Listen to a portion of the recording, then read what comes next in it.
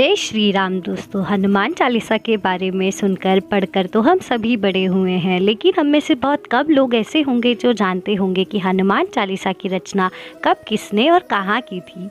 तो क्या आप जानते हैं, हनुमान जी को संकट मोचन भी कहा जाता है। वे पल भर में ही अपने भक्तों के सभी कष्टों को दूर कर देते हैं। अतः वे भगवान महादेव की भांति ही तुरंत प्रसन्न होने वाले देव हैं और सर्वस्त्र निछावर करने वाले देव हैं। भगवान तो धरती पर अवतार लेकर आते हैं और अपना उद्देश्य पूरा होते ही वापस चले जाते हैं, लेकिन श्री हनुमान यहाँ रहकर अपने भक्तों का ख्याल रखते हैं। वीडियो में दी गई जानकारी अगर पसंद आ रही हो तो हमारे चैनल डिजिटल माइथोलॉजी को सब्सक्राइब करें और कमेंट में जय श्री राम जरूर लिखें। हनुमान चालीसा के बारे में किताबों से हमें यह जानकारी मिलती है कि श्री गोस्वामी तुलसीदास जी ही हनुमान चालीसा के रचयिता हैं।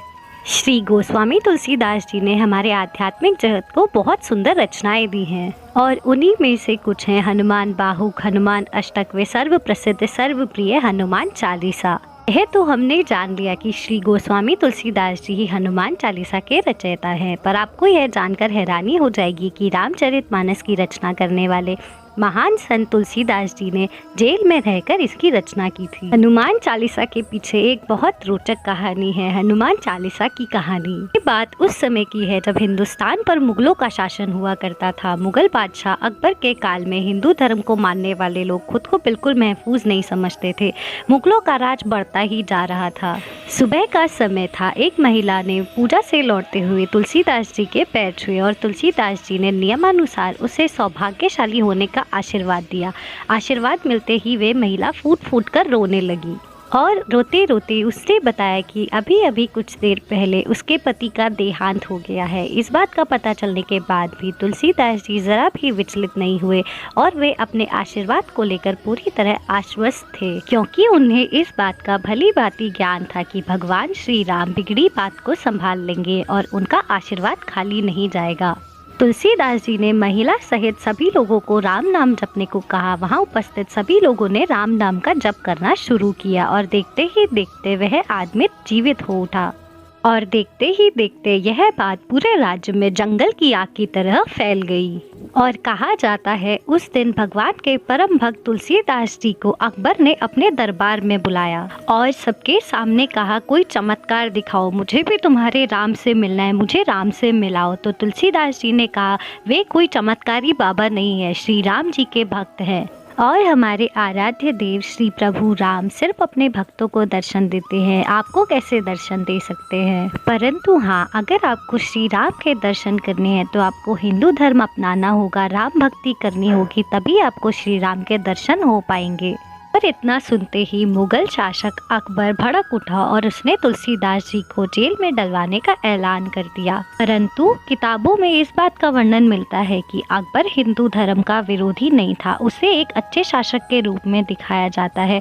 क्या आपको भी ऐसा लगता है? कमेंट में जरूर लिखें। लेकिन तुलसीदास जी जैसे संत के साथ अकबर का ऐसा व्यवहार उसके हिंदू विरोधी होने के स्वभाव को दर्शाता है, जबकि तुलसीदास जी जैसे संत को अकबर के इस व्यवहार से कुछ फर्क नहीं पड़ा। वे राम का नाम लेते कारागार में चले गए और वहीं रहकर उन्होंने हनुमान चालीसा की रचना की। कैद में बैठे बैठे ही उन्होंने हनुमान जी के गुणगान में 40 चौपाइयाँ लिख दी, जिसे ही बाद में हनुमान चालीसा कहा गया। लेकिन इस दौरान एक ऐसी घटना हुई जिसने अकबर के दिमाग को भी हिलाकर रख दिया। सभी चौपाइयों की रचना के बाद जब तुलसीदास जी उन्हें पढ़ रहे थे तो जहाँ फतेहपुर सीकरी की जेल में उन्हें कैद करके रखा गया था, वहाँ बंदरों का आतंक बढ़ गया। उन्हीं सब बंदरों में से एक बूढ़ा बंदर आखिर तक चौपाई सुनता रहा। कहते हैं वो बूढ़े बंदर कोई और नहीं बल्कि हनुमान जी ही थे।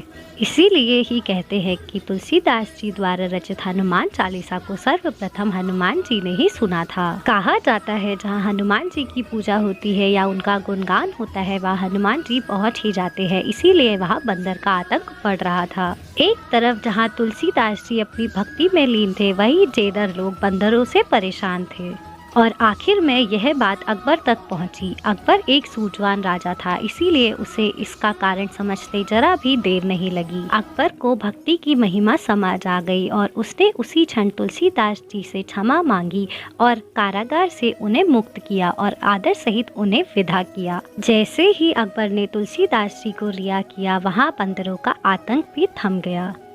पर आजकल ऐसी पौराणिक कहानियाँ किताबों में नहीं मिलती है। आपने मुगल इतिहास पढ़ा होगा किताबों में, जहाँ अकबर को महान शासक बताया गया है, जिनमें अकबर का बखान किया गया, लेकिन ऐसी कहानियों को कहीं जगह नहीं मिलती, क्योंकि जब भी इतिहास की पुस्तकों में ऐसी कहानियों को जगह मिलने की बारी आती है तब इतिहासकारों ने हाथ पीछे कर लिए, क्योंकि उन्हें लगता है कि ऐसी कहानियों की क्या ही विश्वसनीयता है।